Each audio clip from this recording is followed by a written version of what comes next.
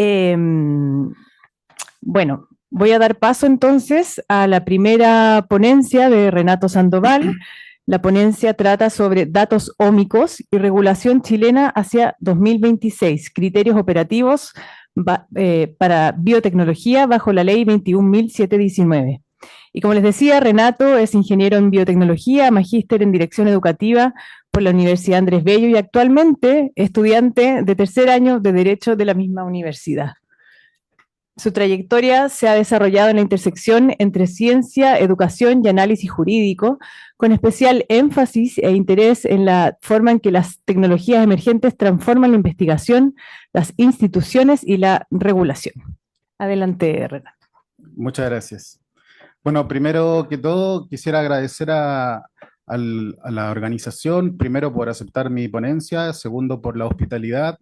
Ha estado muy lindo el inicio de este congreso. Entiendo que ya se ha consolidado como un tremendo congreso con muchas universidades, así que realmente es un honor ser parte de él, sobre todo como casi outsider.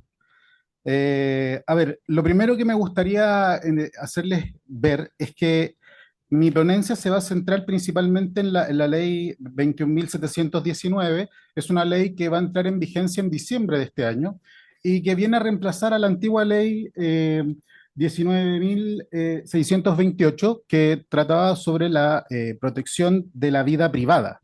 Ahora no nos centraremos tanto en la vida privada, sino que nos centraremos en el tratamiento de datos. Allí va a estar el centro neurálgico de la protección, el tratamiento de datos. Algo que nos acerca un poco a cómo Europa está empezando a entender desde el 2018 el tratamiento de datos personales y datos sensibles. Entonces, la idea de esto es proteger los datos personales. Yo me centraré en datos ómicos, ya les explicaré qué son los datos ómicos, eh, como datos sensibles de las personas naturales, entregando obligaciones y responsabilidades a quienes traten estos datos. A ver, vamos a entender entonces que la ley define lo que es el dato personal, el dato sensible.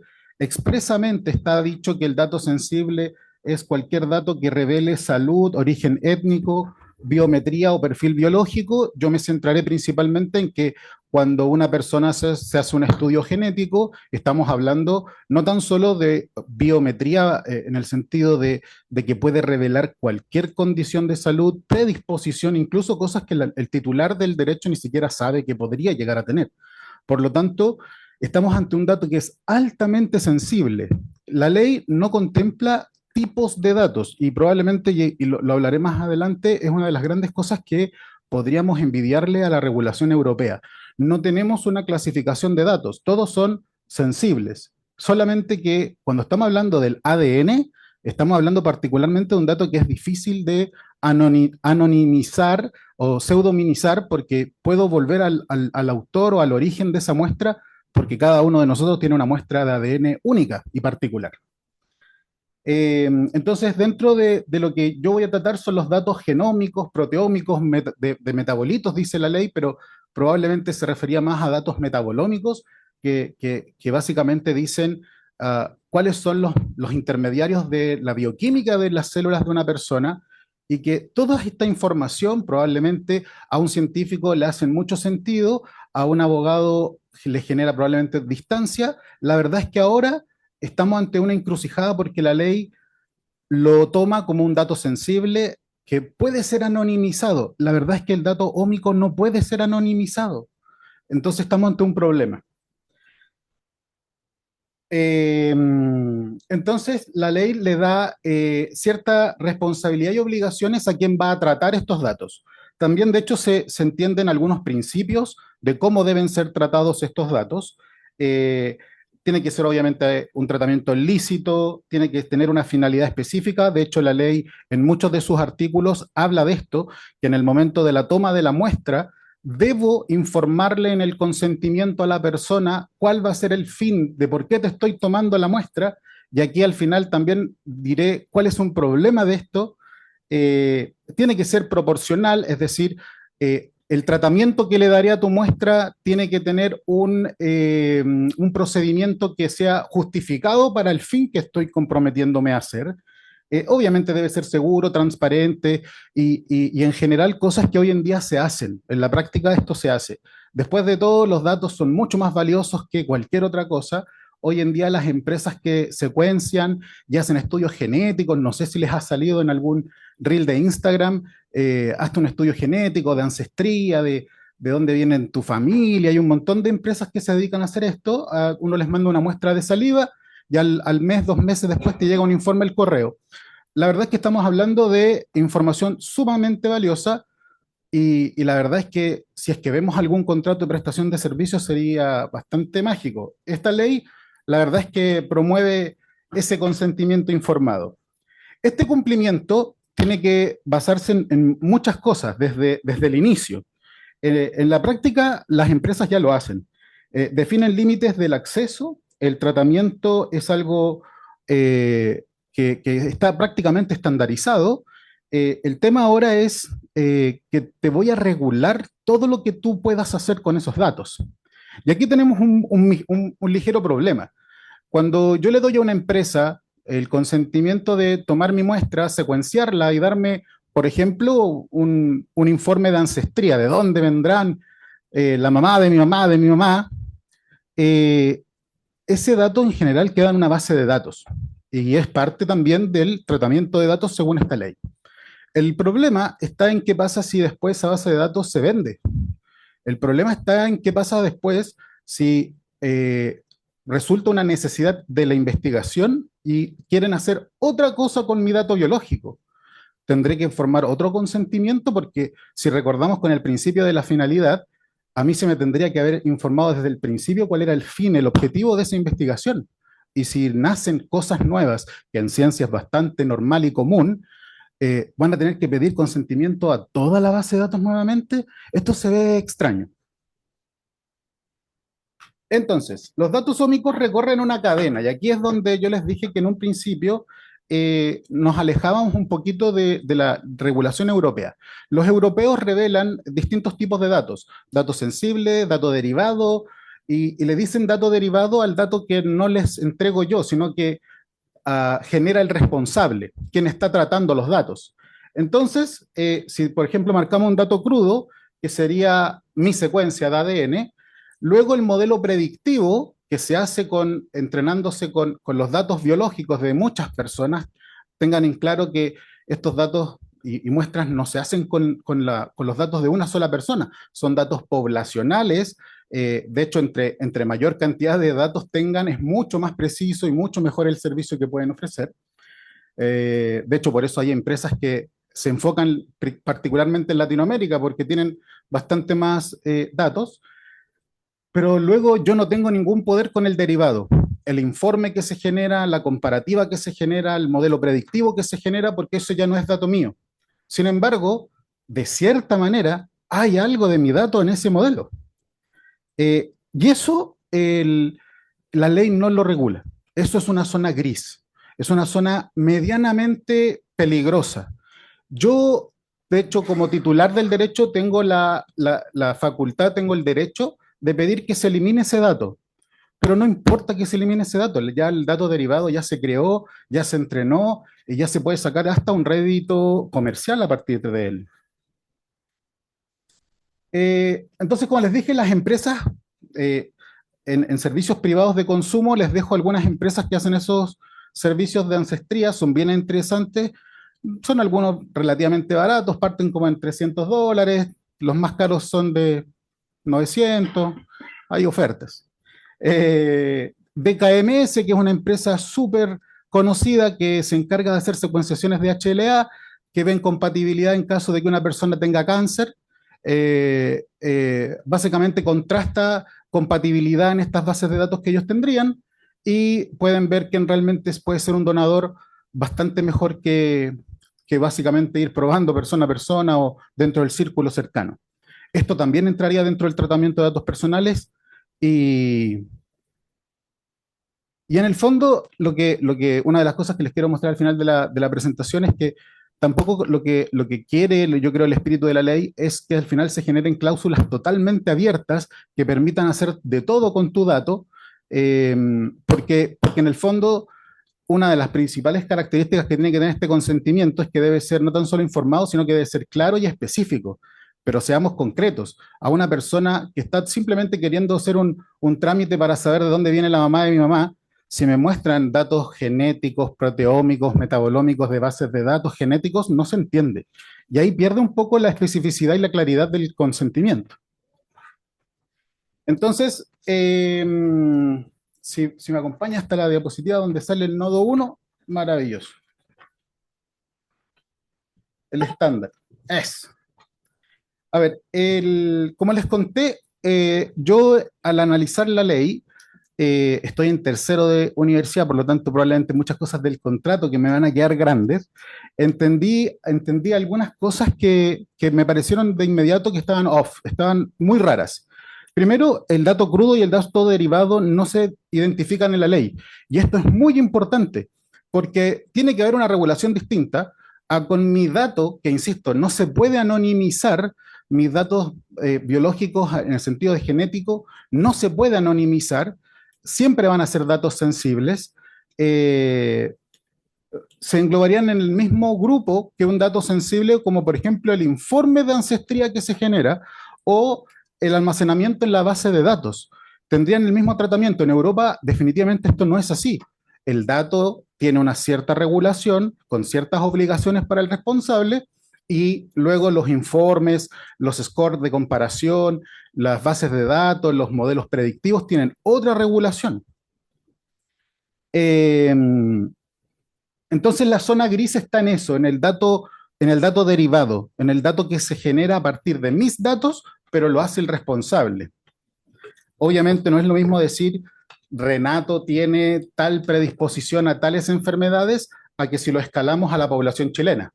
Los chilenos tienen tal predisposición, etcétera, etcétera, y eso es una zona gris de la ley. Y también la anonimización.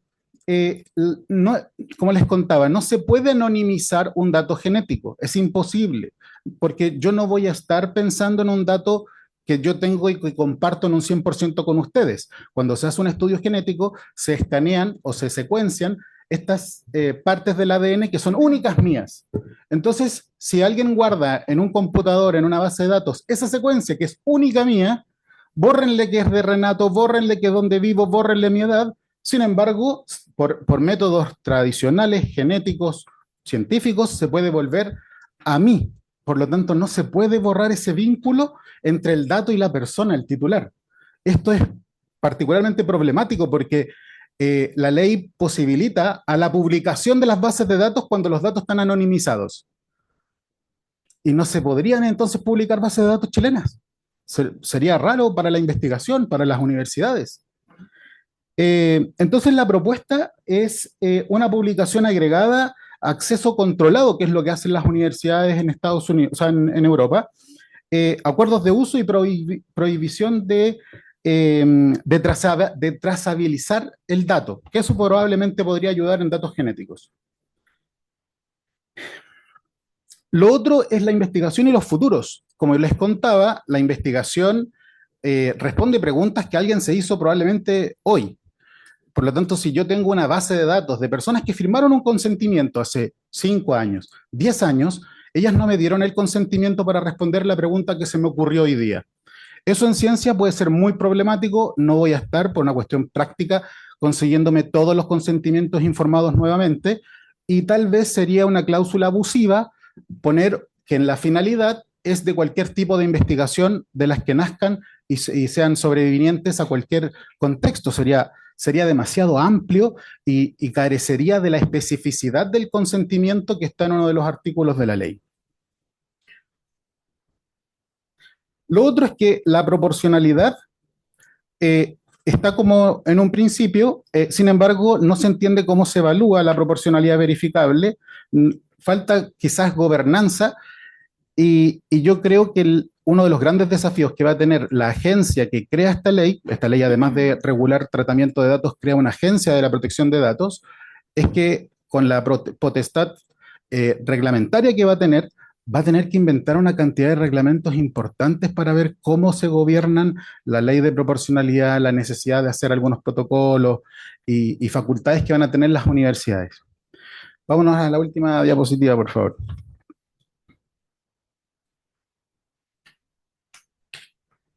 Eh, lo que quiero cerrar con esta exposición, me faltó un nodo, pero era probablemente el menos importante.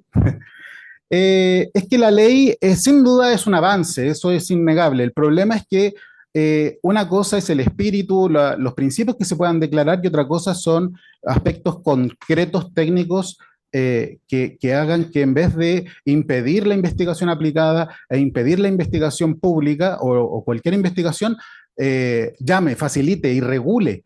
El tema no es que no se regule, el tema es que se haga bien y que sea en la práctica operativamente factible. Gracias. Muchas gracias, Renato. Vamos a continuar con la siguiente ponencia titulada Desafíos de la regulación en derechos humanos en América Latina frente a los sesgos algorítmicos presentes en la tecnología de inteligencia artificial aplicadas a la atención médica. La ponente, su nombre es, como ya lo presenté, Jessica Bárcenas. Ella es jefa de la carrera de Derecho de la Universidad Católica de Temuco y candidata a doctora en Derecho y Libertades Fundamentales por la Universidad de Zaragoza, en España. Posee una maestría en Gobierno y Asuntos Públicos de la Facultad Latinoamericana de Ciencias Sociales de México, y su investigación abarca el derecho constitucional, la gobernanza digital, la inteligencia artificial y los derechos fundamentales, con especial énfasis en el sesgo algorítmico en la atención médica en Latinoamérica. Adelante, Jessica. Muchas gracias. En primer lugar, agradecer la posibilidad de participar en este congreso, agradecer también a toda la organización, a todos los que participan, que extenderlos a todos, porque realmente ha sido muy buena la organización. Bueno, yo voy a hablar de la protección de los derechos humanos frente al sesgo algorítmico de la inteligencia artificial aplicada en salud en Latinoamérica.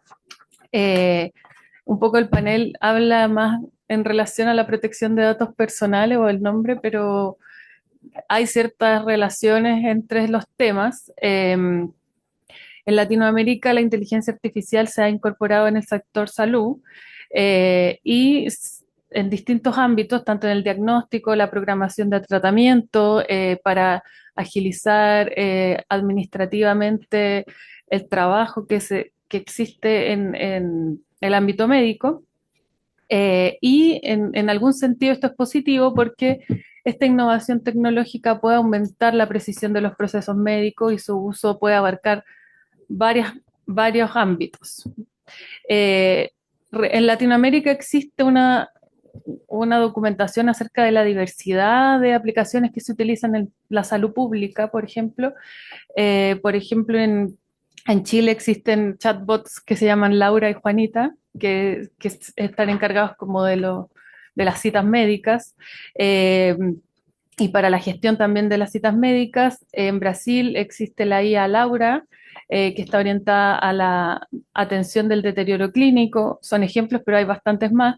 En Costa Rica existe un modelo de aprendizaje automático que predice la incidencia de diabetes, o también existen asistentes robóticos. En El Salvador, por ejemplo, bueno, y en El Salvador ahora actualmente hace un mes más o menos salió un anuncio, una noticia de que el presidente iba a hacer una aplicación de inteligencia artificial para agilizar la atención médica a la gente, para predecir diagnósticos, y esto era en conjunto a Google. Entonces, mucha información va a existir una alianza, digamos, público-privada, y mucha información de los pacientes también la van a tener esta empresa.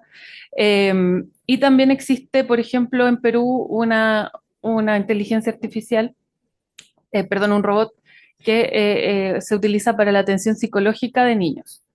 Bueno, hay muchos más, existe un repositorio de algoritmos al respecto en Latinoamérica, y la rápida integración de estas tecnologías plantea serias preocupaciones porque se pueden reforzar ciertos sesgos históricos y estructurales que afectan las poblaciones marginadas. Por ejemplo, podrían existir acceso desigual a diagnósticos precisos, tratamientos efectivos, debido a la falta de recursos que existen en los sistemas públicos de salud o latinoamericanos. Incluso los sesgos podrían agravar las disparidades que ya existen. Un poco para introducir este tema, Latinoamérica en sí ya existen ciertas preocupaciones respecto de la fragmentación que poseen los sistemas de salud en la región. Es difícil encontrar un país en Latinoamérica donde el sistema de salud sea equitativo, digamos, para toda la población. A esta situación se suma algunas privatizaciones que han existido en los sistemas de salud que a veces en algunos países se ha criticado por la doctrina especializada que ha sido mal regulada a lo mejor esta privatización. Y en algunos países existen dos bloques de atención médica, servicios bien financiados que están dirigidos a trabajadores formales o a veces seguros privados con un mayor costo y sistemas públicos que muchas veces tienen menos recursos y que a veces no son tan eficientes. Entonces, eh, incorporar las aplicaciones de inteligencia artificial en nuestros sistemas de salud puede también tener problemas eh, al incorporarlos a sistemas que ya tienen ciertas disparidades preexistentes, debido también a la calidad o limitada o la insuficiencia de los datos utilizados para entrenamiento. Los algoritmos, en caso de la inteligencia artificial, se alimentan frecuentemente de conjuntos de datos, a veces incompletos, que pueden no representar la diversidad general que existe en Latinoamérica, lo que pudiera derivar en diagnósticos erróneos, por ejemplo, o sesgos técnicos que podrían comprometer la precisión diagnóstica. Además, agregando esto, que podría existir un etiquetado incorrecto de los datos clínicos. Entonces,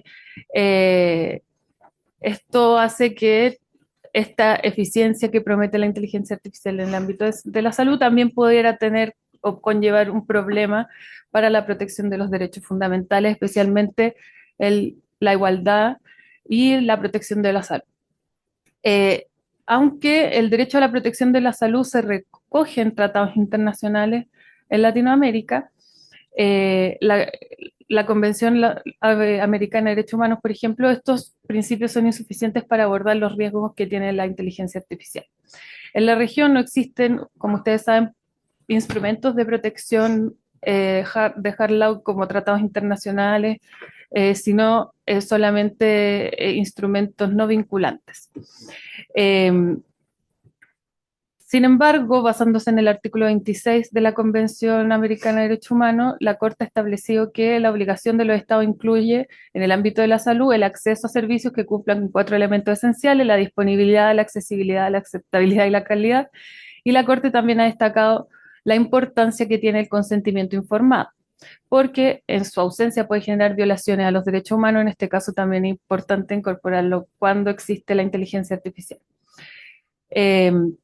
En el caso de la no discriminación, en un caso específico en Ecuador, la Corte analizó la vulnerabilidad extrema que tenía una persona en el sistema de salud y determinó que la falta de protección institucional constituía una forma grave de discriminación. También en el ámbito de la salud existen pronunciamientos cuando fue la pandemia de COVID-19, y ahí la Corte advirtió que las tecnologías de vigilancia no deben usarse en exceso ni interferir con la privacidad. Sin embargo, no se refiere específicamente a la inteligencia artificial en ese momento. Y por otro lado, existen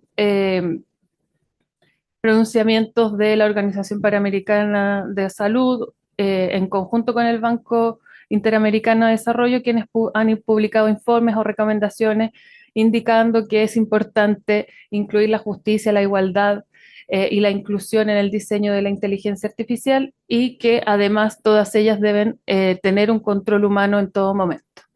Estas son recomendaciones, como ya les dije, no existen instrumentos vinculantes. Entonces, en Latinoamérica no tenemos normas generales de derechos humanos que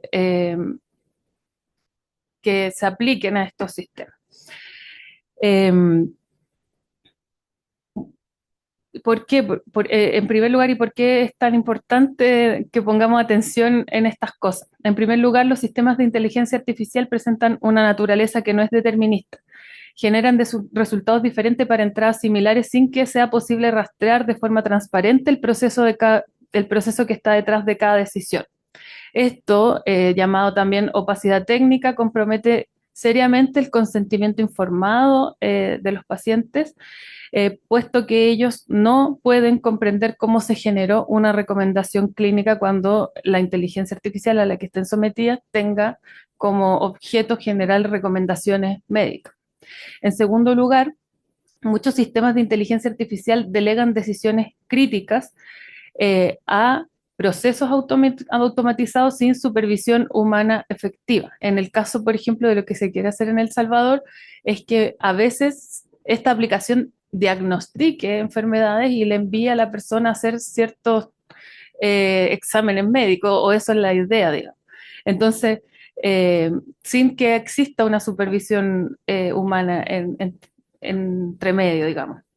Y esto puede conducir a limitaciones injustificadas o violaciones sistemáticas de los derechos fundamentales. Y este riesgo es específicamente grave en el ámbito de la salud porque muchas veces estas decisiones pueden ser irreversibles o pueden afectar la vida. En tercer lugar, la creciente centralidad de las empresas privadas, como había mencionado en el caso de Google, por ejemplo, en el desarrollo y el control de los sistemas de inteligencia artificial plantea serios desafíos para hacer cumplir ciertos protocolos o marcos normativos de derechos humanos. La regulación de inteligencia artificial puede caer en el control de ciertas empresas privadas tecnológicas donde no sea posible a lo mejor hacer cumplir la normativa de derechos humanos. Y también porque se desconoce muchas veces cómo estos sistemas funcionan. En esa área, en el área de las empresas privadas, aunque la Corte obviamente todavía no se ha pronunciado específicamente sobre casos de inteligencia artificial, sí ha dictado sentencias relevantes respecto de responsabilidades del Estado por actos de actores privados. Por ejemplo, en el caso de Vera Rojas contra Chile, se ilustró cómo las omisiones del Estado en la supervisión de las entidades de salud privadas podían conducir a graves violaciones de los derechos fundamentales y en este caso la Corte determinó que el Estado debe garantizar que las empresas, como aseguradoras privadas, evalúen y reduzcan los riesgos que generan sus decisiones. Por analogía, los estados deberían implementar las mismas precauciones en las aplicaciones de inteligencia artificial que en cualquier otro campo también relacionado con la salud. Bueno, en el ámbito de la pandemia del COVID, como había mencionado anteriormente, también se advirtió que las tecnologías de vigilancia utilizadas para monitorear y rastrear el virus no deben utilizarse en exceso para interferir en la privacidad y los datos personales y de manera similar, la comisión enfatizó que el uso de aplicaciones de rastreo y tecnologías de vigilancia que recopilan datos sensibles debe estar determinada a un tiempo y propósito, y en el caso de la inteligencia artificial es importante el consentimiento informado y evitar cualquier forma de discriminación. Bueno, esto fue en el marco de la pandemia, pero podría aplicarse también en un caso donde exista intervención de inteligencia artificial.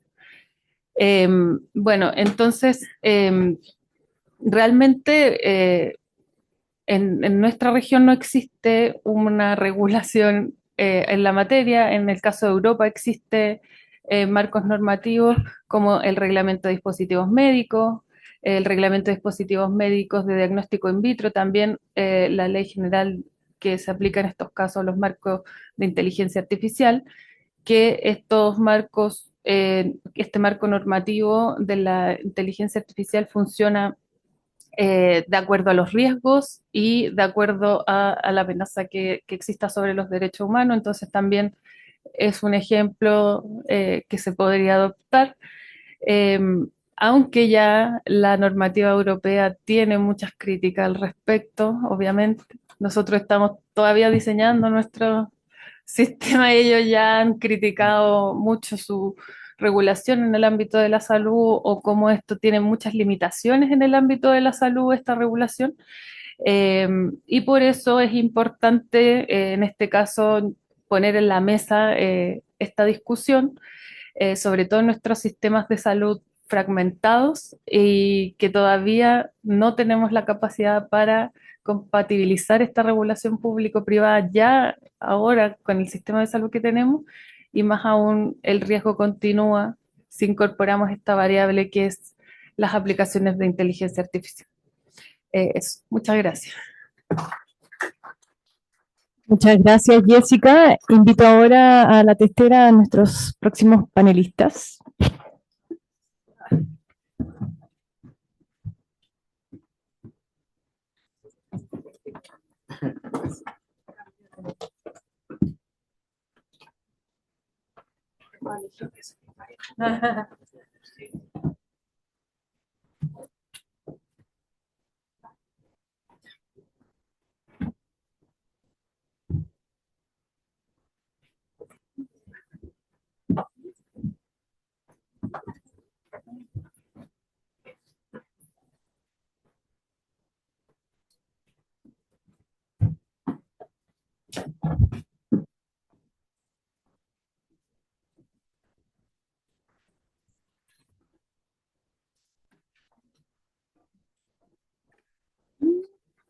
Sí. Sí. Bueno, vamos a continuar con la ponencia de datos personales en salud.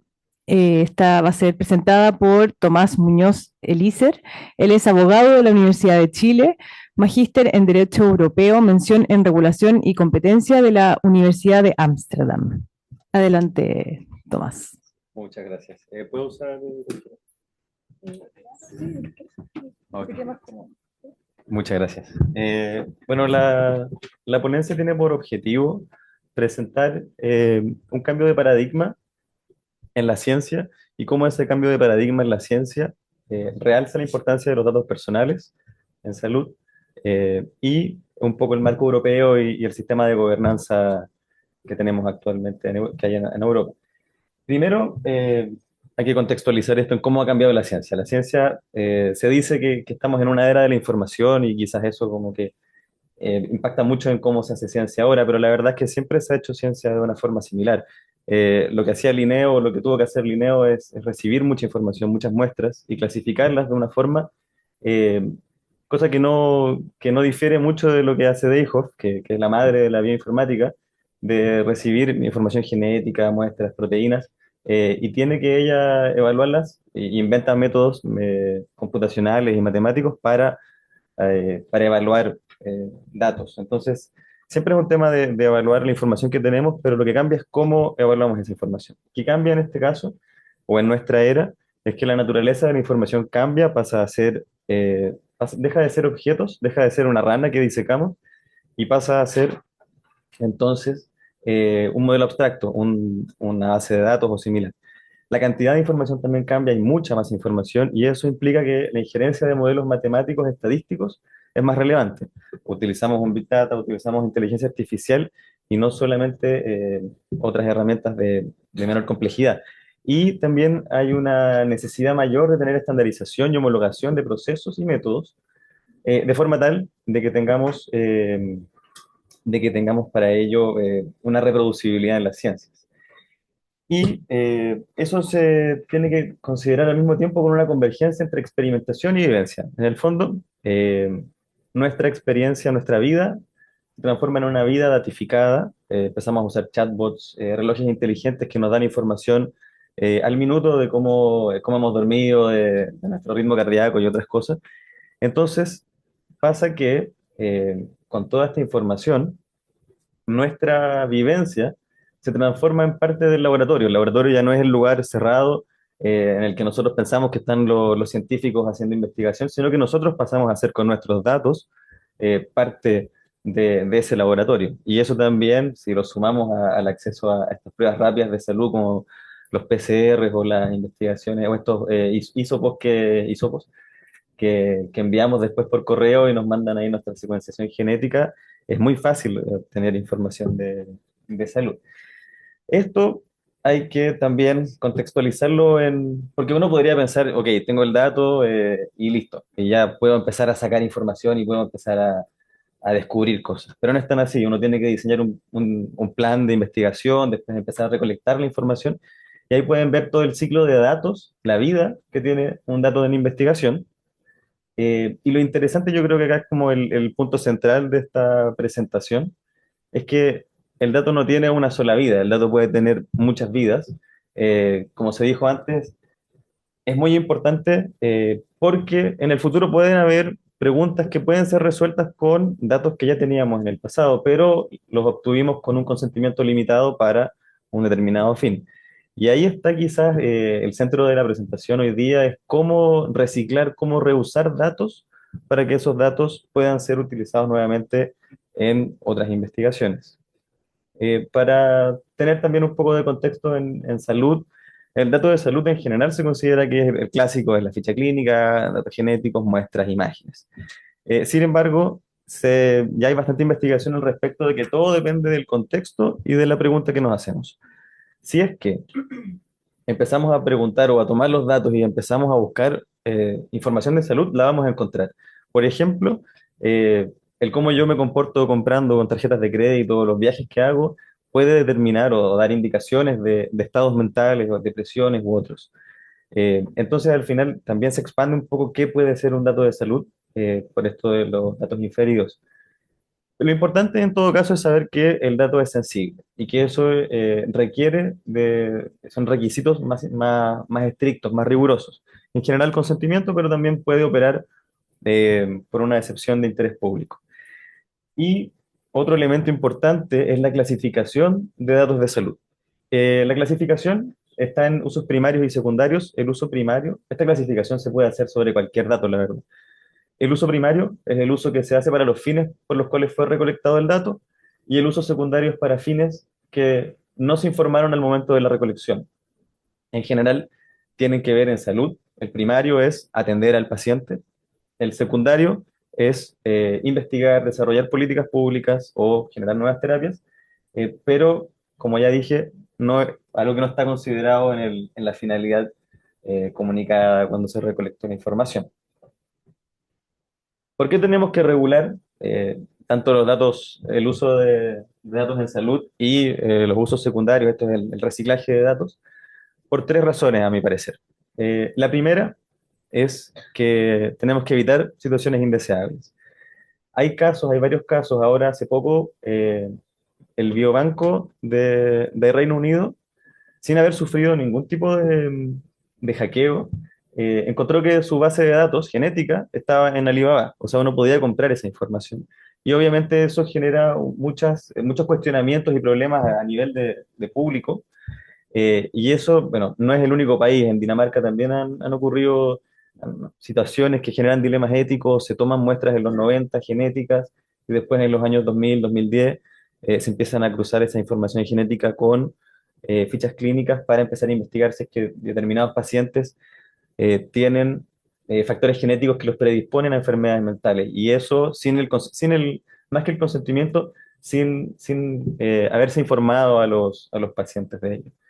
Eh, Como también dije, es muy relevante en ciencia ahora contar con modelos estadísticamente relevantes. Entonces, mientras más información tengamos, mientras más podamos ocupar un dato que ya recolectamos, vamos a tener mejores modelos y mejores resultados. Y por último, para tomar mejores decisiones públicas basadas en evidencia. Por lo mismo, en Europa se creó esta regulación. La regulación existe hace aproximadamente un año y la aplicación está en varias fases. El próximo año empieza la primera patita del IH10, que es el acrónimo, y ya el 2031 termina la implementación y ahí empieza o comienza la implementación completa y total. Lo relevante y más interesante en términos de usos secundarios es que hace dos cosas, que son las innovaciones legales. Uno es la base legal.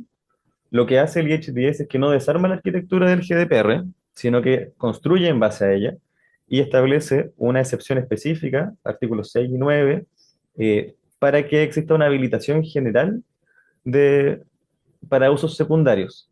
En el fondo lo que dice es, hay un interés público y por lo tanto no es necesario obtener el consentimiento para datos secundarios eh, por parte de usuarios e investigadores y esto viene acompañado con una obligación de entrega por parte de todo quien tenga un dato de salud. Entonces, si es que yo quiero usar un dato de salud, le solicito a la autoridad responsable, hay una autoridad responsable por país o por región, dependiendo del modelo de salud del sistema sanitario, solicito la información y esa información luego es entregada obligatoriamente por quien mantiene la información. Eh, Eso obviamente libera todos estos datos. La información se entrega anónimamente, obviamente las medidas de seguridad, y después les voy a mostrar un flujo más, que es más fácil de entender, pero en el fondo esto desbloquea una economía de datos y permite empezar a realizar mucha investigación porque los datos dejan de estar en silos y empiezan a centralizarse en estas autoridades responsables, lo que y permitiendo a la vez que sean procesados sin necesidad de consentimiento. Ahí en todo caso, no sé si se alcanza a ver, pero todos los ciudadanos de todas formas tienen un derecho a salir de este sistema y si es que ellos quieren pueden optar por un opt-out, que en el fondo es decir, no quiero que mis datos sean procesados para usos secundarios y de esa forma salgo del sistema. No, nadie está obligado a participar en ello. Eh, bueno, aquí podemos ver, no, está bien. De una forma quizás más dinámica, más fácil de entender. El data user puede ver toda la información en un catálogo público. El catálogo público no contiene los datos personales, lo que contiene son catálogos de metadatos. Entonces yo puedo identificar información, datos personales, que me son relevantes como investigador o como desarrollador de políticas públicas, y en el fondo los datos secundarios están mucho más allá de lo que es solamente la investigación. Y si es que identifico en este catálogo que hay algo relevante para mi investigación, hago una solicitud a la autoridad responsable y la autoridad responsable solicita al que tiene el dato a que le entregue esa información anonimizada o pseudonimizada y la autoridad responsable también tiene eh, disculpen, la palabra la tengo en inglés, un Secure Processing Environment, donde se puede hacer el procesamiento sin vulnerar todo lo que son las garantías fundamentales de las personas que están siendo sujetos de investigación.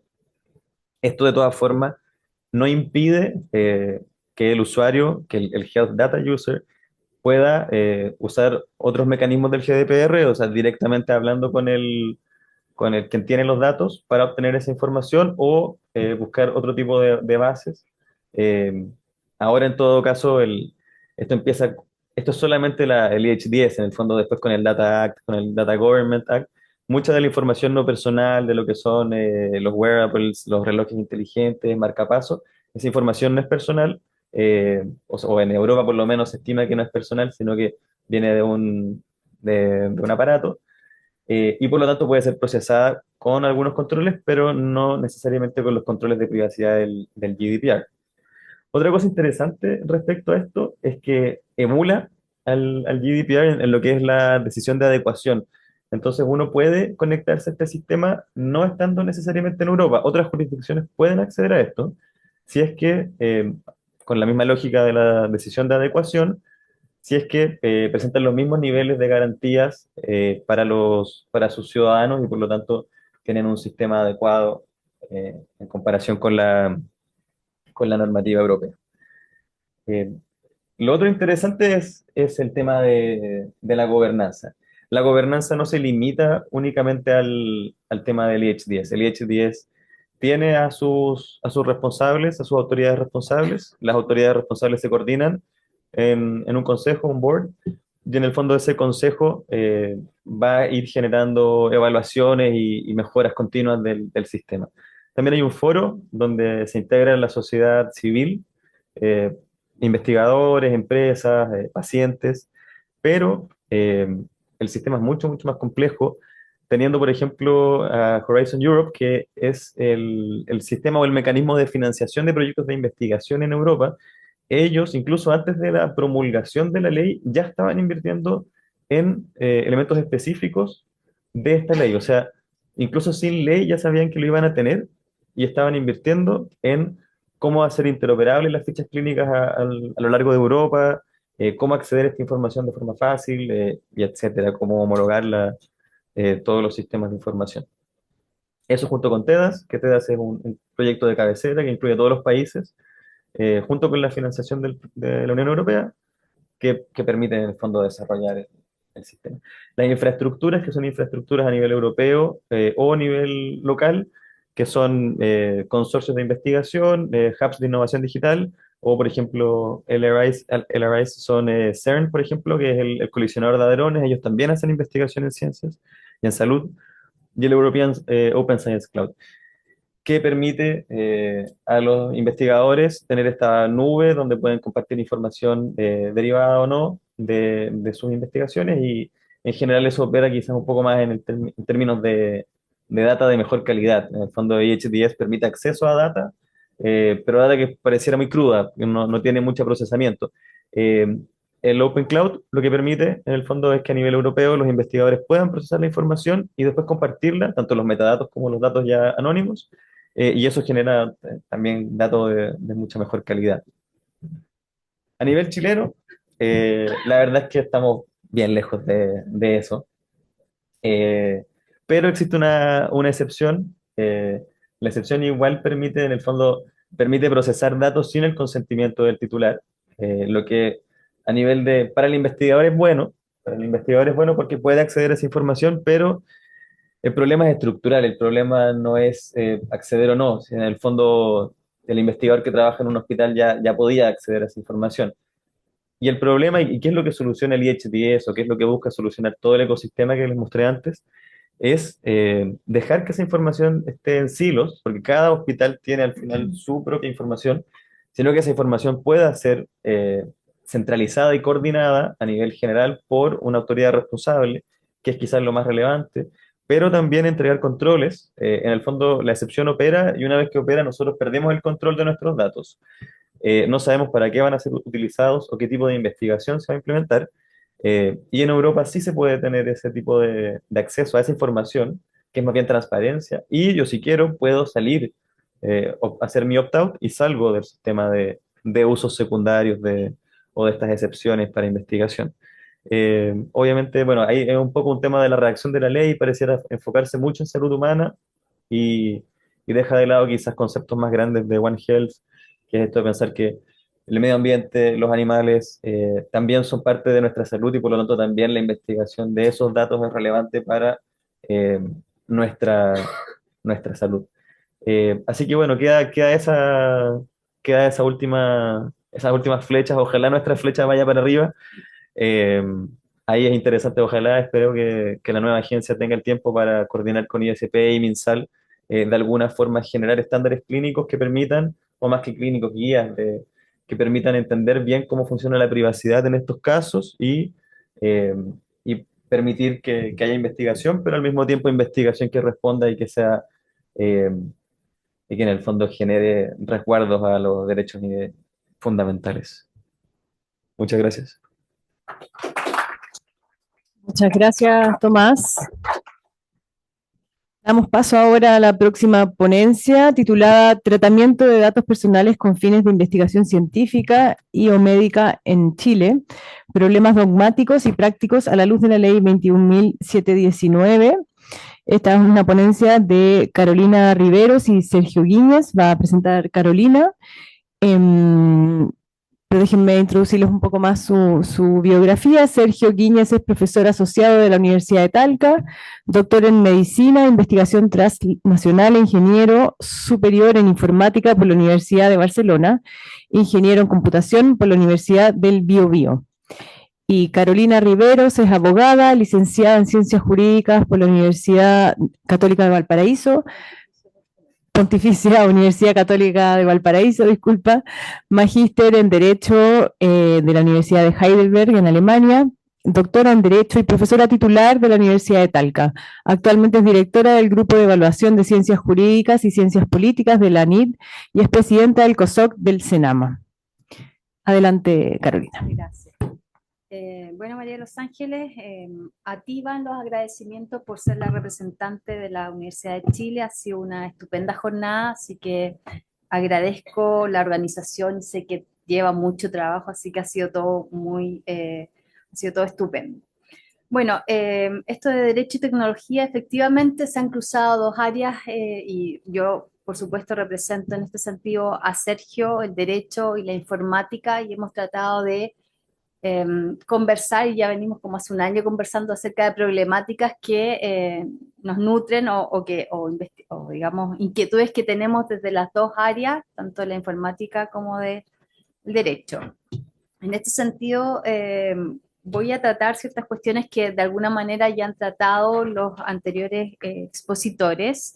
En primer lugar, estamos viendo todo este tema de la investigación, ciertamente, y esta idea de la salud, el perfil biológico, como una hipótesis tal vez de lo que nosotros pensamos en general, que en el artículo 16 bis se presenta como la regla en general de los datos sensibles, que se refiere esencialmente a este consentimiento y cómo este consentimiento, o en qué caso este consentimiento no va a ser necesario. El mismo artículo 16 bis contempla respecto a la investigación científica esta excepción cuando dice que se autoriza el tratamiento para fines históricos, estadísticos o científicos, para estudios o investigaciones que atienden a fines de interés público o vayan en beneficio de la salud humana o para el desarrollo de productos o insumos médicos. Entonces, en este sentido, se van a poder utilizar y se van a poder publicar o difundir con la condición de que sean anónimos.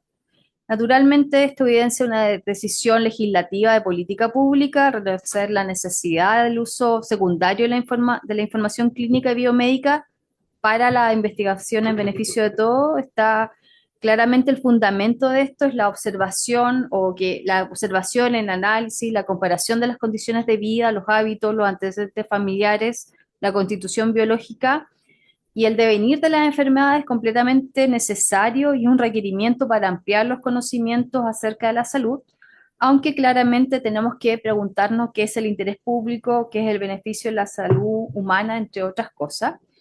Y acá también tenemos otra como llave maestra, que es el tema del interés legítimo, y en ese sentido el artículo 16 quinque profundiza esta habilitación investigativa desde otra perspectiva, declara que existe interés legítimo en el tratamiento de los datos personales realizados por personas naturales, jurídicas, públicas, privadas, cuando este tratamiento se efectúa exclusivamente con fines históricos, estadísticos o científicos para estudios de investigación que atienden a fines de interés público. Entonces la norma fija condiciones que son exigentes, es responsable de adoptar y acreditar haber cumplido con las medidas de calidad y seguridad necesarias para resguardar los datos que se utilicen exclusivamente para estos fines, y tal vez ahí un poco lo que señalaba anteriormente el expositor. Si se trata de datos sensibles, de identificar los riesgos e implementar medidas de reducción o de mitigación. Cumplidas estas condiciones, la ley permite almacenar, utilizar los datos por un periodo indeterminado y también faculta para publicar dichos resultados y análisis siempre que previamente se adopten estas medidas para la anonimización. Entonces, por consiguiente, se exige exclusividad en la finalidad y estas salvaguardas que son demostrables, ¿ya? En el derecho europeo, bueno, ya nos ilustraba el colega anterior, se desarrolla y se ha desarrollado una doctrina densa sobre pseudonimización, compatibilidad de la finalidad, derogaciones condicionadas, etcétera. Y en el derecho chileno vamos a tener que construir estos criterios, tanto en la sede administrativa, mediante la agencia, como en sede jurisdiccional.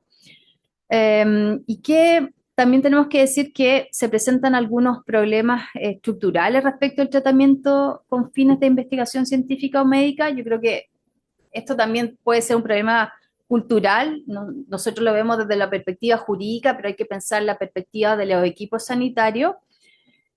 Sabemos que la investigación biomédica está la ley 20.120 que establece la exigencia de consentimiento previo, expreso, libre, etcétera, bajo un régimen de control ético, y eso está en el artículo 9. En cambio, respecto a la protección de datos, tenemos el consentimiento como fuente de licitud, como hemos conversado, ¿cierto?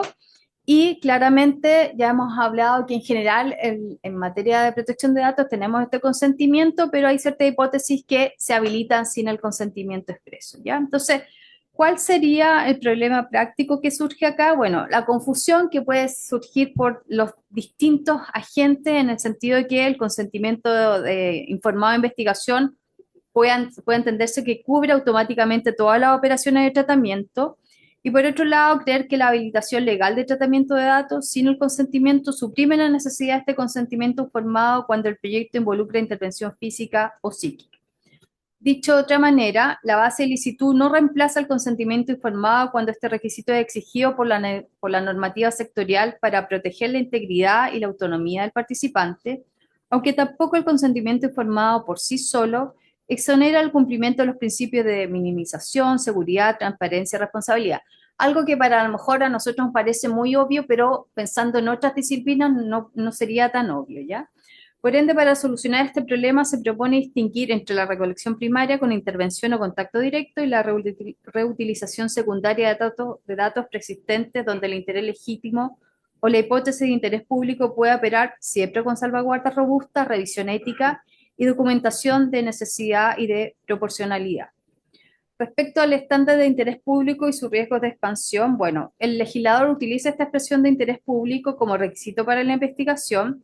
Claramente esto es una cláusula abierta, diríamos una cláusula como muchas otras que conocemos en el derecho, permite captar la innovación y la diversidad de metodología, pero también implica un riesgo de expansión, pues proyectos de interés predominantemente comercial podrían presentarse como beneficiosos para la salud. La ley intenta acotar este riesgo mediante dos maneras: exige la exclusividad de la finalidad investigativa y obliga a acreditar medidas de calidad y seguridad, y en datos de salud, además, se añade la referencia a ciertos desarrollos médicos que podrían desarrollarse de otra manera. Con todo, naturalmente es previsible que el estándar se vaya construyendo caso a caso, por consiguiente es recomendable desarrollar criterios verificables en instituciones que tratan datos para la investigación. Respecto ahora de la ficha clínica y la reutilización secundaria y la confidencialidad asistencial, bueno, la ficha clínica, regulada en el artículo 12 de la ley 20.584, la concibe como un instrumento obligatorio que integra antecedentes relativos a la salud bajo un criterio general de confidencialidad y acceso restringido. Piensen ustedes que incluso todo el tema de el desarrollo de la autodeterminación informativa, o lo que conocemos como la protección de datos, surge en distintos niveles, tanto en Europa como incluso en Latinoamérica. Piensen en el caso Manuela contra Salvador, todos los temas de confidencialidad y como esta necesidad de ir regulando la protección de datos ha surgido a propósito de temas de salud y la confidencialidad, ¿ya? Entonces, en ese sentido, es un tema bastante interesante. De hecho, la década de los 70, antes del famoso caso del censo en Alemania, ya 75-76, habían casos en lo que diríamos corte de apelaciones para nuestro sistema, que ya habían tratado el tema de los datos sensibles respecto de distintos pacientes, ¿ya? Entonces, en esto, el acceso a las fichas como fines investigativos obviamente plantea un desafío, bastantes desafíos, pero yo diría que primero el acceso en un contexto asistencial obviamente no equivale a un contexto investigativo, y además que la finalidad, los datos recolectados para la atención pueden reutilizarse para la investigación solo si existe una base de licitud y se implementen estas salvaguardas, ¿ya? En Chile, el problema, y tal vez lo comentaba el colega anteriormente, en este equilibrio o en esta como idea más bien abstracta de lo que estoy planteando, este equilibrio es más complejo por la fragmentación institucional y la falta de interoperabilidad entre registros clínicos y electrónicos. A propósito de nuestras conversaciones con Sergio, me comentaba que había realizado el año pasado un piloto respecto de estas materias, pero evidentemente lo que la ley dice o en teoría regula probablemente en las clínicas, hospitales y en los sistemas primarios y secundarios no se cumpla, porque en el fondo está el problema de que no hay esta interoperabilidad. La ley ofrece herramientas estructurales, pero la efectividad va a depender de las prácticas institucionales concretas. Respecto a los derechos del titular y sus límites funcionales a la investigación, Los derechos de los titulares con la nueva normativa se robustecen, lo que tensiona la investigación longitudinal y los estudios que requieren integridad de cortes. En Chile, el reto será fijar criterios de ponderación que eviten los dos extremos, por un lado, bloquear derechos de manera automática en nombre de la ciencia y, por otro lado, paralizar investigaciones de interés público por la falta de reglas sobre la necesidad. ¿Cuáles son los problemas emergentes que tal vez la colega anterior también reseñaba? Bueno, evidentemente la inteligencia artificial, los datos sintéticos y la medicina de previsión. Cuanto a la inteligencia artificial aplicada a la investigación clínica, amplifica los riesgos de sesgo, discriminación y opacidad. Además, incluso sin acceso a estos identificadores, los modelos entrenados con datos de salud pueden filtrar información sensible. Esto se ha incrementado con el uso de la IA generativa, utilizando estas herramientas como asistentes virtuales para apoyo, por ejemplo, para el diagnóstico. Si bien los datos sintéticos aparecen como una herramienta de mitigación, no son una solución automática, ya que requiere una evaluación de riesgo y de verificación de que no van a preservar trazas o reidentificaciones. La ley ofrece un marco general, aunque el desafío es traducirlo en protocolos operativos para la investigación. Como conclusión, la Ley 21.719 aproxima a Chile a estándares contemporáneos de protección de datos, reconociendo explícitamente la legitimidad del tratamiento con fines científicos y, en particular, el uso secundario de datos en salud y perfil biológico en interés público. El quid del asunto es evitar que la habilitación legal para tratar datos sin consentimiento se traduzca en una inobservancia al consentimiento informado exigido por la normativa sectorial cuando existe intervención sobre personas. En paralelo, la promesa de investigación basada en datos, incluida la medicina de precisión y la IA, solo es sostenible si se construyen salvaguardas técnicas y organizativas robustas. Muchísimas gracias. Muchísimas gracias, Carolina y Sergio. Bueno, con esto damos por terminadas las presentaciones. Yo quería, bueno, agradecerles a cada uno de los ponentes por sus intervenciones y destacar el carácter interdisciplinario que ha tenido este panel, que a mi juicio es un rasgo fundamental para poder abordar de manera integral todos los desafíos que tenemos en materia de derecho y tecnología, así que agradezco también eso.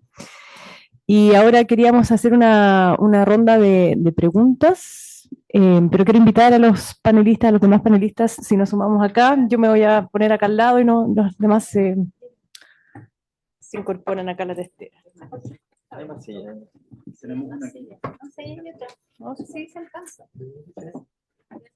Yo me pongo abajo. Sí, cuatro. Yo paso a... Todos unidos. ¿Hay alguna pregunta? Hola, ¿cómo están? Me encanta el tema de los datos personales de salud y fue muy interesante ver la perspectiva también de acá del futuro colega de biólogo, ingeniero en algo con biología, así que súper. Les quiero, eso sí, hacer la pregunta a mi colega de la escuela, no recuerdo su nombre. ¿Sí? Ahí, ¿verdad? No, solamente quería ver si entendí bien. Tú dijiste que en la regulación europea no se consideraban datos personales los que salían o los que surgían a propósito del Internet de las cosas como un reloj, inteligente. ¿Entendí bien o a lo mejor me perdí algo? Gracias. Sí, obvio. Bueno, primero, Disculpa, ¿sí? ¿quieres responder al tiro o hacemos una ronda, recolectamos tres preguntas? Quizás es que a mí después se me olvidan las preguntas. Dale nomás. Después La memoria... Una técnica. Bueno, gracias por la pregunta y gracias también al comité organizador y todo. Se me fue por ahí por los nervios, pero muchas gracias. Muy bien organizado el congreso. Efectivamente, está el Data Act, parte también de toda la regulación a nivel europeo del mercado digital o de lo digital. Y lo que pasa es que no necesariamente toda la información hay, por ejemplo, refrigeradores inteligentes y otros, Internet de las cosas. Mucha de esa información ahora, si es que no puede ser vinculada directamente a personas, obviamente si el reloj, y ahí también hay un tema entre la individualización de una persona eh, y la singularización, es un poco como yo puedo saber que una persona, y ahí vamos a un poco la definición de datos personales. ¿Qué es un dato personal y qué tanto, o a qué nivel, qué estándar de razonabilidad de identificación yo tengo respecto a determinados elementos, datos personales?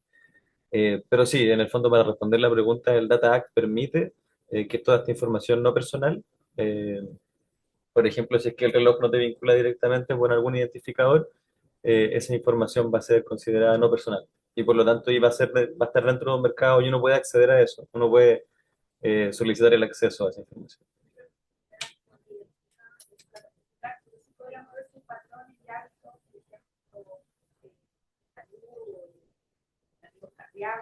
No se individualiza, obviamente, la definición general, Mientras sea... no se asocia a una persona, no es dato personal, pero sí se puede usar tal vez para entrenar, por ejemplo, sistemas de inteligencia artificial.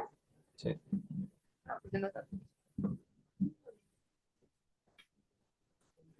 Es que ahí, dependiendo de cómo te interpretes con encriptación. Hola, buenas tardes. Yo me quedé pegado con esa respuesta, porque en definitiva, ¿a qué le llaman no asociar? Porque hoy en día todos los dispositivos los tenemos que asociar de una u otra forma con una cuenta. Si nosotros tenemos el celular, está asociado con una cuenta. Televisor está asociado con una cuenta. Entonces, todos esos datos que pasan de una u otra forma van a conocer el comportamiento de una persona que ya tiene los datos. Ahí el tema va en que, bueno, eso se llama fingerprinting. En el fondo yo tengo la huella de alguien digital, que también está muy de moda con el tema de los gemelos digitales. Yo en el fondo puedo tener toda la información de alguien, datos, y con esos datos genero lo que se llama un gemelo o una sombra digital, ¿no? Yo entiendo a una persona a través de sus datos y no a través de su ser físico.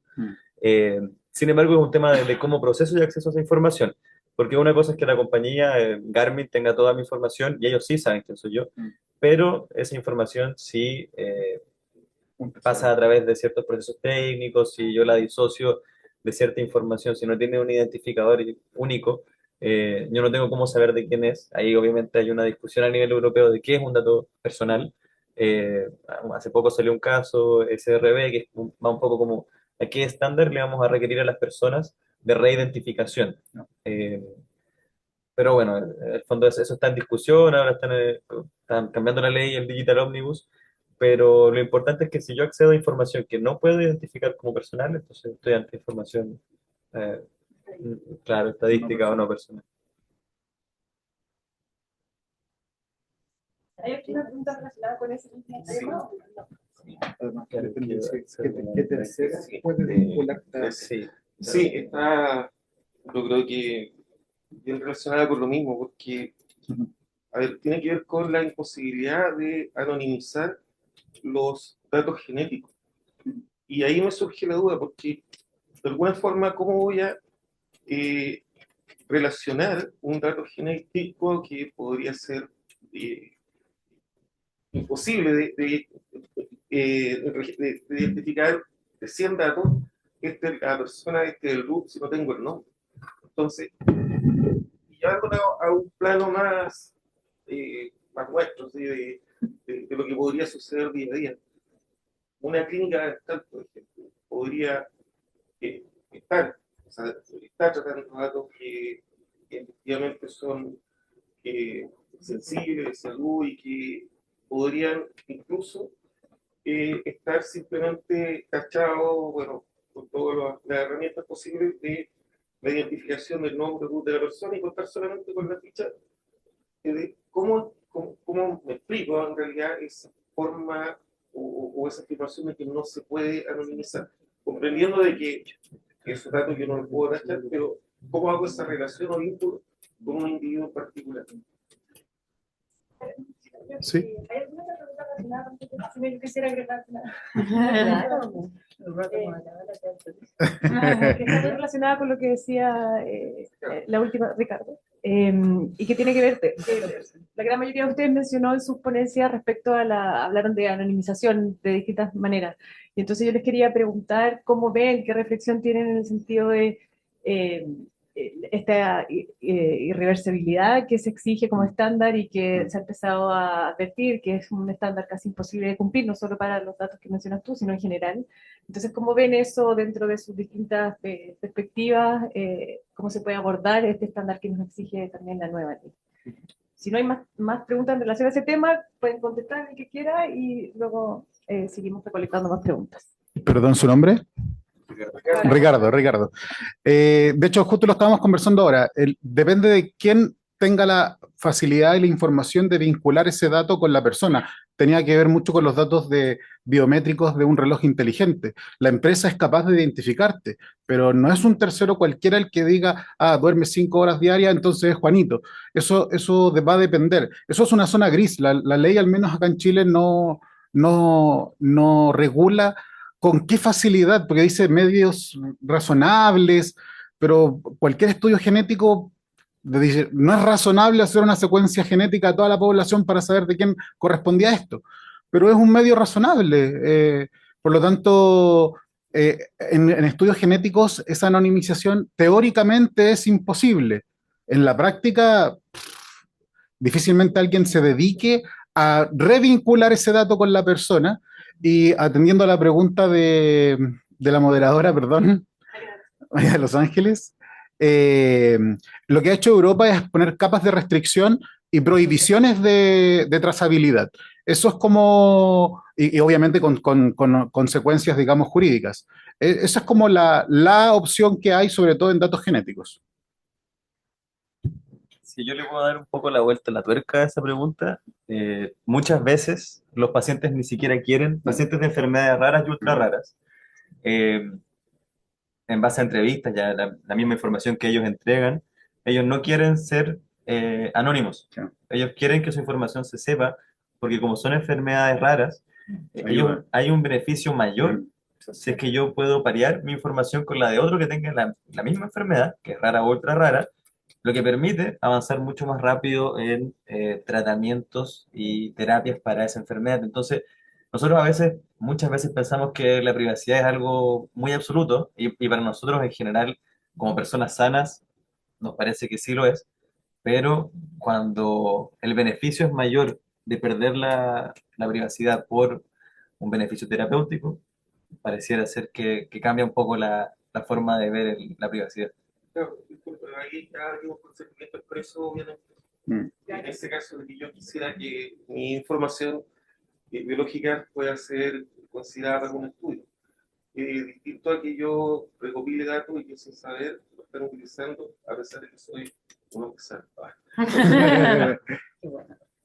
Eso no hace. De hecho, lo que dice es verdad. Nosotros hay bases de datos donde se buscan. En Europa hay bases de datos donde yo me inscribo, pongo todos mis patrones y puedo buscar de manera mucho más simple, por ejemplo, un donador. ¿Por qué? Porque la persona está interesada. El problema está en cuando se obtienen los datos o se utilizan los datos sin el consentimiento. Y eso es lo que hay que regular hoy día más que nada, porque la ley hoy día nos dice qué es lo que hay que hacer o qué es lo que hay que cumplir, pero no nos dice cómo. Y ahí es donde viene una parte tecnológica que es la que hay que tratar de mezclar de cierta forma. Porque de una u otra forma los datos se están perdiendo. Independiente que digan, no me hackearon, pero llegaron, por ejemplo, como dijiste tú, a Alibaba.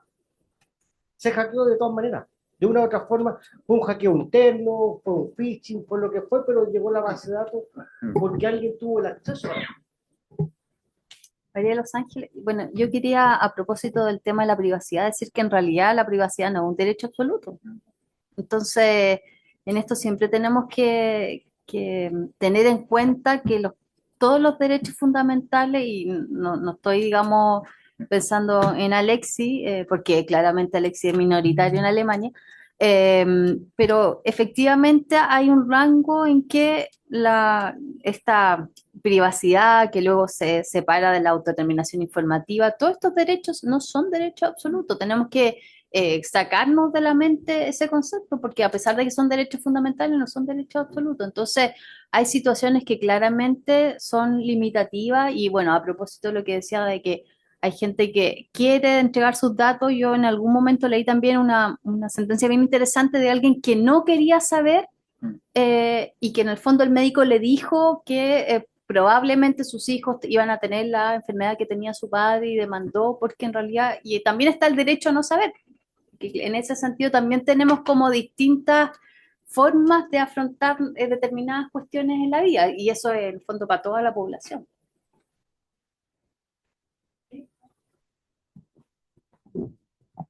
Buenas. Gracias por todo, por la moderación y por cada uno de las presentaciones. Eh, Estamos ante un cambio de paradigma bien drástico desde el punto de vista del tratamiento de los datos sensibles. ¿En qué sentido? En el sentido, voy a darle la falda a nadie.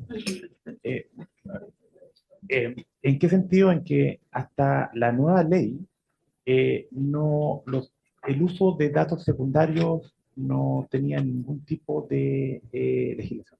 O sea, eran solamente datos primarios.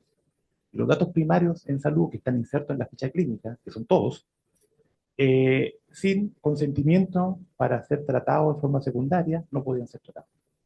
Entonces, estábamos coartados desde el punto de vista, y ante la falta de interoperabilidad de los registros clínicos, tenemos, ya que está de moda, tsunami, huracán, tenemos un tsunami de datos sensibles por doquier, porque cada uno tiene un diferente registro clínico por cada institución que visite, o por cada profesional de la salud que por ley debe tomar los datos y inscribirlos en su registro clínico. Entonces, el problema es, ¿qué pasa con esos datos? ¿Cómo podemos retrospectivamente, y claro, la nueva ley se hace cargo de eso, pero los CEP o los comités de ética hasta ahora, si no hay consentimiento, no se toca. Y si no hay consentimiento, y en general los datos se van acumulando. ¿Por qué? Porque un endocrinólogo, un cardiólogo, cualquier tipo de especialidad quiere tener datos específicos, más que la anamnesis general, o más que el estado físico, o más que el cuadrado grande que tiene en la ficha, quiere tener datos específicos. Y cuando junta 3.000, 4.000, 10.000 registros, dice, podríamos investigar acerca de estos datos. Ya no puede. Como la legislación actual está, la ley de derecho de deberes no lo deja. Entonces, ese es un cambio paradigmático grande con la nueva legislación. Muchas gracias.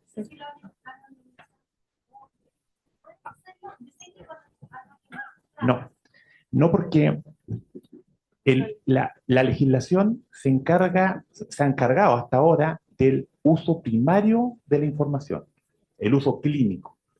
Y dice que todo lo que está inserto en tu registro clínico es de uso primario y debe ser tratado como dato sensible. Y la legislación actual no establece única y exclusivamente que ese dato sensible puede ser utilizado secundariamente con consentimiento informado. Y el consentimiento informado, por naturaleza, no es retroactivo. No, porque no puedes contactar a alguien. Esos datos con la nueva ley, tienes que justificar expresamente que esos datos obviamente van por un bien superior, con fines estadísticos, fines históricos, y ahí un comité de ética obviamente te podría dar.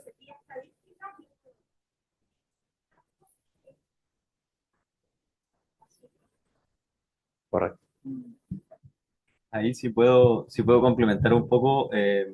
Una de las soluciones que se ha intentado a nivel por lo menos europeo son los consentimientos dinámicos, u otras formas de consentimientos un poco más complejas que el consentimiento eh, que está marcado en un momento en el tiempo. Entonces, con un consentimiento dinámico, con consentimientos más progresivos, por así decirlo, yo puedo obtener consentimientos sucesivos del paciente o del ciudadano para tratar datos. Lo complejo es un tema conductual. ¿Cuánto estoy yo dispuesto a hacer clic o a recibir notificaciones? Y si es que las voy a revisar siquiera. Y eso obviamente impacta en el acceso que yo tengo, porque como investigador se tiene menos acceso. Bueno, yo no soy investigador de temas médicos, pero hay menos acceso, se limita el acceso. Y también mientras más anónimo es el dato, reviste de menor calidad es menos relevante en términos clínicos porque muchas veces el dato personal da más y es más rico para investigación. Pero ahí sigue siendo dato personal. Sí.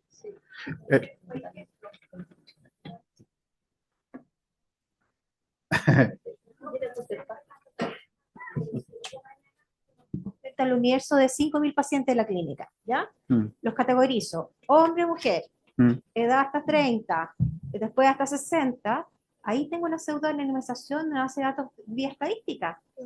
Pero ¿O es- no? ¿O es un error Sí. mío entenderlo? Pseudonimización. La pseudonimización es el cambio de nomenclatura. pero Que la ley de derecho no de la veras agrupación. actualmente dice expresamente que nadie puede acceder a tu registro clínico que no tenga que no sea un personal de salud que tenga una atención directa contigo. Sí. Sí. Pero eso ya es uso secundario, no es primario. Lo que, solo para complementar, los consentimientos que ya se firmaron responden totalmente a lo que está diciendo el investigador.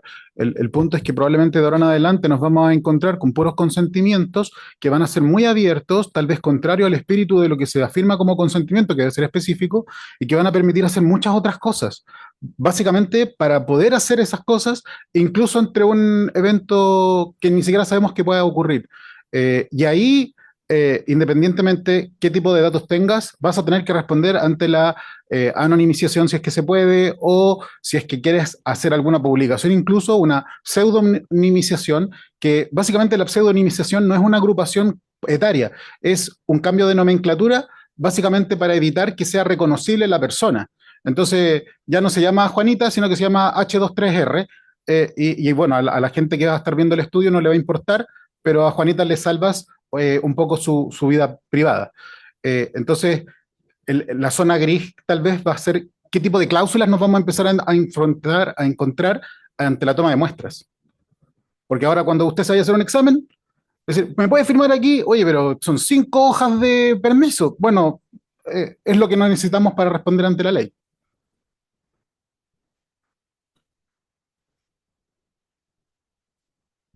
Solo tengo una duda, tal vez, cómo se va a compatibilizar eso, porque de acuerdo a la ley 21.719 que modifica la ley 19.628, el artículo 16 bis habla de los datos personales sensibles de salud y establece cierta restricción, o la regla general del consentimiento, Sí. y establece que hay cierta hipótesis, y en la letra C habla que se puede tratar el dato sin el consentimiento de las personas, entonces habrá que ver en qué hipótesis puede ser eso, cuando sean utilizados con fines históricos, estadísticos o científicos para estudios o investigaciones que atiendan fines de interés público o vayan en beneficio a la salud humana, o para el desarrollo de productos o insumos médicos que no podrían desarrollarse de otra manera. O sea, no hacer esto sería detener la investigación científica, incluidas las vacunas y todo el desarrollo científico que conocemos contra, por ejemplo, para pelear contra ciertas enfermedades. Los resultados de los estudios e investigaciones científicas que utilicen datos personales relativos a la salud o al perfil biológico pueden ser publicados o difundidos libremente. Es decir, Sí. hay un incentivo a seguir la investigación en cuanto a utilizando datos de salud. Entonces, para ello deben previamente anonimizarse los datos que se publiquen. Es decir, se utiliza. Entonces, de acuerdo a eso, lo que dice él, ¿en qué este artículo C del 16b, en qué hipótesis? Por si no se pueden utilizar de la ficha clínica, me pregunto dónde más podrían utilizarse, en qué otra hipótesis. Lo que pasa es que un estudio clínico que sí puede anonimizar datos, si responde ante un interés público y un montón de exigencias, podrían publicarlas. No hay ningún problema. El tema es que, como decía Sergio, probablemente el comité de bioética del hospital igual te va a pedir una... Sí, pero operativamente igual lo vas a tener que aplicar porque estás trabajando con una persona que tiene datos y dignidad y derechos en su vida privada. Entonces, a pesar de que cae en ese 16 bis C, igual probablemente vas a tener que aplicarlo, porque después si llegas a publicar algo, un estudio que afecta la dignidad de una persona, ten por seguro que la demanda va a venir sí o sí.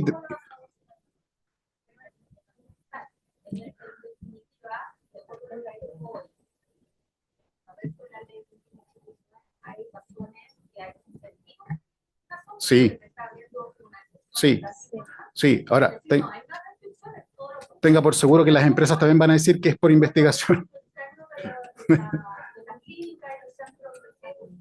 Sí.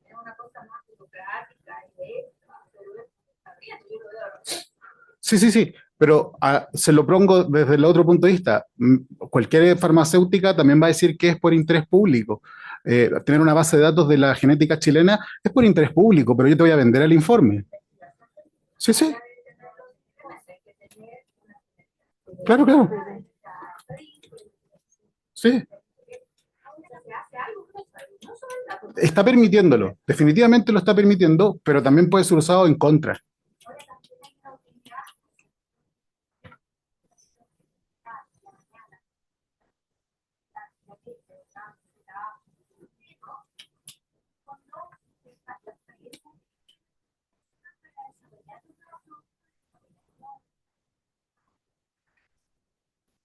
Sí. Perdón que interrumpa, dos cosas. Uno, que es muy importante respecto a lo que usted mencionaba en el requisito de la anonimización, ¿no es cierto? Y por eso yo hacía la pregunta Sí. antes, por esto que se ha empezado a levantar de la dificultad para anonimizar realmente y cumplir con el estándar de anonimización, porque hay estudios que han demostrado que utilizando, no sé, 15 factores se pueden combinar y reidentificar a las personas. Entonces, hay una dificultad ahí que no sé bien cómo se va a sortear. Yo creo que la agencia le va a correr, o sea, va a tener que jugar un rol importante en orientar ahí para lo que ustedes señalan. Y Sergio, quería... Sí, que justamente la paradoja es la que plantean, porque por un lado tenemos el uso primario, por otro lado tenemos la vigencia de la nueva ley, pero ¿cómo se accede para anonimizar esos datos? La ley actual de derecho de deberes para uso primario prohíbe que no tenga atención directa con el paciente acceda a esos datos. Y la nueva ley, de alguna forma, habilita... ¿Puedo decir algo? Sigamos, por favor, que respetemos el orden. Sí, lo que pasa es que acá estamos jugando con distintas normas y con distintos consentimientos. Tal vez no me expliqué bien, pero en el fondo tienes el consentimiento de la atención primaria, tienes el consentimiento de la investigación científica, que es la ley 20.120, el artículo 9, ahí tiene el comité de ética, y tienes el consentimiento para el tratamiento de los datos. Entonces, puedes tener el primero de atención primaria, puedes tener el segundo sí o no, y el tercero, en el caso de que tú planteas el 16 bis letra C, ahí tendrías posiblemente una excepción, pero eso va a regir hacia el futuro. Y el problema que planteaba Sergio es respecto de los datos que ya tenemos. Ese es su conflicto, que ya hay una serie de base de datos que ya tenemos el conflicto. Porque no antes... Ahí, espera un poquito que hay otra... Una pequeña precisión, también todo dato con relevancia clínica no necesariamente viene de un ámbito clínico, o sea, hay otros datos fuera de la atención clínica que también pueden ser valiosos en salud, y ahí, por ejemplo, sí operaría la excepción. No sé si hay alguna otra pregunta. No quiero, está muy interesante el debate, pero no quiero monopolizar la conversación ahí. Si hay otra pregunta, y sería el cierre. Pero después podemos seguir. Está bueno. Hola, buenas tardes. Quería preguntar con respecto a la IA, porque ustedes mencionaron en la opacidad de la IA, ¿no es cierto? Entonces, yo hace poquito me encontré con una exponencia donde me hablaban de la XI, o la IA explicada. Yo dije, ¿qué es esto? ¿No es cierto? Y que tenía que ver cuando alguien me dice, ¿y por qué me determinaste esto? ¿Por qué no me diste el crédito? Y la IA explicada en el fondo me arroja el por qué no te di el crédito. ¿No es cierto? Y me arroja una pequeña, sí, mira, estos factores fueron por los que se determinó esta decisión. Entonces, esta IA explicada podría ser el camino a esta opacidad o a, de alguna manera, resguardar el diagnóstico médico y ayudar al derecho humano, si yo soy capaz de explicar por qué tomé una decisión. ¿Sería ese como un buen...? Sí, en Europa está el derecho a una explicación o a saber cómo se llegó a la decisión que la IA ha formulado. En el ámbito de la salud creo que es un camino, sí. El problema probablemente es que muchas veces ni siquiera los prestadores de salud puede ser que sepan cómo se llegó al resultado. Entonces, también hay que un poco alfabetizar al personal que utiliza no sé, pueden ser distintos mecanismos de inteligencia artificial, puede ser robot, puede ser un algoritmo, puede ser una decisión, un mecanismo de apoyo a las decisiones clínicas, pueden ser distintas cosas. Y es importante que también exista una alfabetización y yo creo que también en conjunto con la intervención humana, porque también no podemos dejar, bueno, no sé qué opinan, pero dejar toda la decisión 100% en la inteligencia artificial y después pedirle una explicación, sino que también que interactúe todo el tiempo en el caso de la salud, con personal de salud también, que sea que la persona de salud esté como fiscalizando, entre comillas, y además que sea un uso como compartido. Eso creo yo. Ahí, de repente, para también complementar un poco, es un tema muy discutido porque suele suceder que con la inteligencia artificial se empieza a tomar la responsabilidad, deja de estar en el que entrega la salud del doctor, pero todo el personal médico y empieza a transferirse al paciente. En el fondo estamos sacando al doctor de la ecuación y empezamos a tener chatbots y otros tipos de inteligencia artificial que empiezan a entregar directamente, incluso aunque lo expliquen, información médica. Y el problema ya no es un tema de explicabilidad, sino que de inteligibilidad, o sea, de poder entender lo que yo estoy analizando o lo que estoy recibiendo. E incluso así, cuando los doctores tienen acceso a información, a IA que explique o que genere, eh, sí, bueno, que explique temas médicos, ellos incluso tienen tan poco tiempo a veces que simplemente van a hacer un check y lo dejan pasar. Entonces, y ahí obviamente hay problemas de responsabilidad, incluso civil, se empieza a volver mucho más complejo cómo integramos, y en el fondo ahí la integración, ahí hay una investigadora con Luciano Floridi, ella investiga con Luciano Floridi, Rose Merley creo que se llama, en el fondo ya dice el cambio estructural, si es que solamente ponemos en la inteligencia artificial a lo que ya tenemos, es como pensar que vamos a ponerle un motor a una carreta de caballos. Lo que tenemos es una carreta de caballos, hay que cambiar toda la estructura, la infraestructura con la que operamos para que el motor, inteligencia artificial, opere de forma adecuada. Si no, vamos a tener el mismo resultado, solo que con más pasos entre medio. Entonces, si integramos la inteligencia artificial, tiene que ser cambiando también los modelos en que se ofrece la salud o en general donde sea que se implemente la inteligencia artificial. Muchísimas gracias a todos los panelistas por sus interesantísimas ponencias. Muchas gracias también a todos ustedes por su activo debate, por su interés y por estar acá. Y ahora los dejamos a todos invitados a un vino de honor en Frontis, ahí en la carpa. Y nos vemos mañana. Muchas gracias.